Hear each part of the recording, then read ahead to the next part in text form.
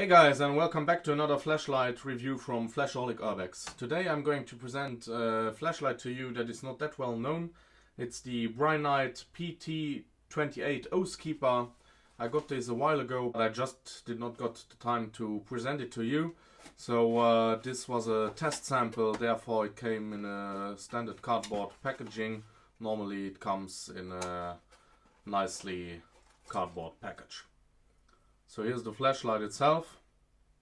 You can see nice engravings, and what's pretty cool about this light is it's a sample, not for sale. This is the first flashlight I get with a branding like this, so that's pretty special. It has a nice combat ring, as you can see, for a tactical flashlight. I personally don't need it, but I bet that there are several people out there that find this a really cool thing and like it a lot. Then I got a nice bag from them, so thanks Brinyte for sending me this. Inside I got a Brinyte nail clipper and bottle opener. Then we have the charging cable, which will charge the flashlight here on the side. Then a very nice holster with a holder for spare battery. This one is really sturdy. I've seen lots of crappy holsters lately, but this one is top notch. Then a nice lanyard. I think that out there are a lot of people that appreciate a long lanyard like this. So let's take a closer look at the PT28 Oathkeeper itself. It has a nice desert tan color. It's between desert tan and gold in my eyes, but it's still nicely finished and it's a nice color, so I really like it. It has a Cree XHP 35 LED in cool white with about 6500 Kelvin, and it sits well centered in the deep smooth reflector, so there they did a great job. Then it has a tail clicky as well as an electronic side switch, the tactical ring here, which is removable. Take out the battery protection, a 3100 milliamp battery that's internally rechargeable, so that's cool. Removable clip, I will leave it on, and I'm showing you how to take this one out. So as you can see, there are two arrows on the tail cap, and you have two carvings here, so you just need to align them, and then you can slide it in, and then of course it's blocked and it helps to unscrew the tail cap. So we'll take that away, screw the cap back on, threads run smoothly, so it's nice machined. What's cool, often tactical flashlights don't allow the light to perform a tail stand. This one can do it, so that's a big plus for me. The tail clicky turns the flashlight on. The side button has no function if the flashlight is not turned on. But then like this you switch between the different output modes.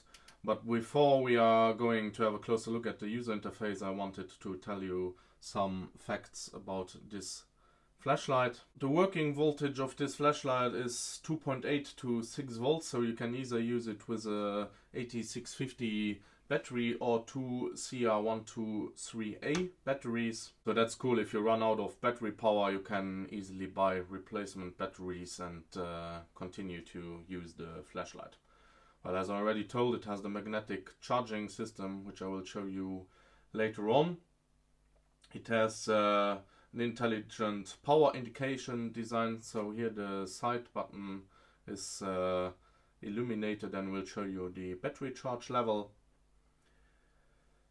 The maximum beam distance is 245 meters. Peak beam intensity is 15,200 candela. It's waterproof according to the standard of EP68, so also impact resistant to drops from a height of above 1 meter. The overall dimension, the length is 140.8 millimeters. The body diameter has 25.4 millimeters. The head has 26.5 millimeters in diameter. It weighs 110 grams without battery and without the tactical combat ring. It has of course overheating protection as well as an overcharge or over discharge protection if you charge or uncharge the battery inside this flashlight. So for the output modes, we have a low mode with 10 lumen for about 5810 minutes. I will also convert that into hours and put it underneath the video description with all the technical specifications. And then one click gets us to middle with 60 lumens for 960 minutes. And then we have the high mode with 360 lumens for 210 minutes. And then we have the turbo mode with 1000 lumen for 1 minute as they indicate in the manual, and then it continues for 109 minutes. I measured this one inside my Ulbricht ball and I got at the start 1750 lumens, so that's even above the indicated lumens, and it keeps them for about 1 minute, then it drops down to around 900 lumens, and after another 2 minutes it drops down to 400 lumens, and the 400 lumens are then kept until the battery is nearly dead. But what I tried is reactivating the turbo, and it worked. So just after the flashlight dropped down, I turned it off and on again, and I was again at full power. So it's a timer controlled step down that you can reactivate as long as the battery has enough juice in it, or as long as the flashlight is not getting too hot. I would have wished for that the output would not have dropped down that dramatically, because 400 lumen is not that much, and I would have preferred it to stay at around 1000 lumen after the turbo stepped down. So now we are going to have a closer look at the user interface. So as I told you, you need to turn the flashlight on from the tail clicky, and then with single clicks you cycle from the lowest to the highest mode. Flashlight also has memory, so it will always turn on in the last used mode. You also have the possibility for direct access to the lowest mode, therefore you need to push the side switch and then turn the flashlight on with the tail clicky, and then you are in the lowest mode, and then you can regularly cycle through the different modes. Double click gets you to stroboscope on the side clicky when the flashlight is on. Another double click goes to SOS mode, and a single click brings you back to the last used mode. You also have the possibility for momentary light, also in the last used mode, so that's pretty cool. And then you also have the possibility for momentary strobe, therefore you need to push it down quickly, release it, and then push it down again and hold it. If you want, however, direct access to constant strobe from the tail clicky, you need to do the same, but click the clicky the second time through, so you are directly in the stroboscope mode. Then, as I told you, there's a small indication light which will turn on 10 seconds after the flashlight is turned off. Now it's on, so that you can easily find it back if you have it lying around in the dark. If you want to turn off this feature, you need to turn the flashlight on and keep the side button pressed for about 10 seconds, and then it will give a short flash. And now this feature is turned off, so as soon as we turn off the flashlight, it will not turn on again. To reactivate, just do the same, 10 seconds, press on the side clicky,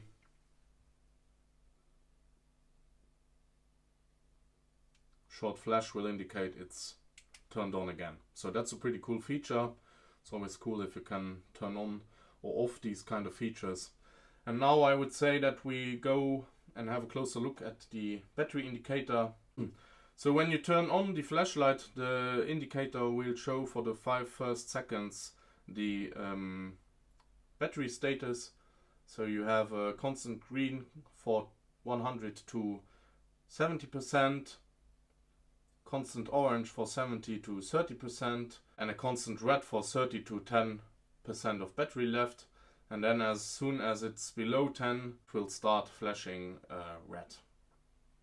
So we're going to have a closer look at the internal charging possibility. So the magnetic cable here is in a really nice quality. It's covered with tissue, makes a really good impression. As you can see, the head is glowing in blue, and then you just need to connect it and then it's charging. As long as the LED is in red, it means charging. As soon as it turns into solid green, it means the battery is fully charged. If there's a problem while charging, the battery will turn into a greenish orange color. I will show you if I take off the tail cap. You can see that it turns into, yeah, they indicated it was orange, but for me it's a light green. It's not a dark green as we have seen it before. And as soon as I turn the cap on, it switches to green.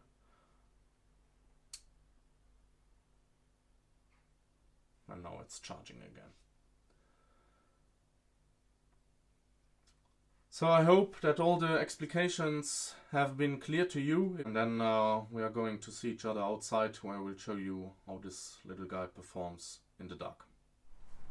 Well guys, here we are outside. As you can see, I already got my Christmas lights up, so I hope you all are prepared for the holidays, even if they are not going to be as nice as we hoped them to be with the COVID situation. But here I already wish you all a very nice Christmas. So here's the brightest mode. As you can see, it is illuminating quite well. I'm going to turn the camera now to the darker side of my garden, and we will go through the different output modes. So this is the lowest mode, as you can see, and then we are going to cycle through the different modes. So the beam pattern is quite nice. It has a small hotspot in the middle, so it has a decent beam distance. I personally prefer lights with neutral white or warm white LEDs, but for tactical flashlights it's always good if you have a cool white. It's more aggressive in my eyes. I will show you the stroboscope mode. Nothing special here, standard stroboscope mode. And then yeah, I think that's about it. For everyone that is looking for a quite affordable tactical flashlight with a nice combat ring, as I showed you before, this PT28 Oathkeeper is definitely a good deal. As always, I hoped this video was informative. If you have any other questions, feel free to put them in the comment section, and I would be really happy if you would leave me a thumbs up and subscribe to my channel. Thanks and see you soon. Bye bye.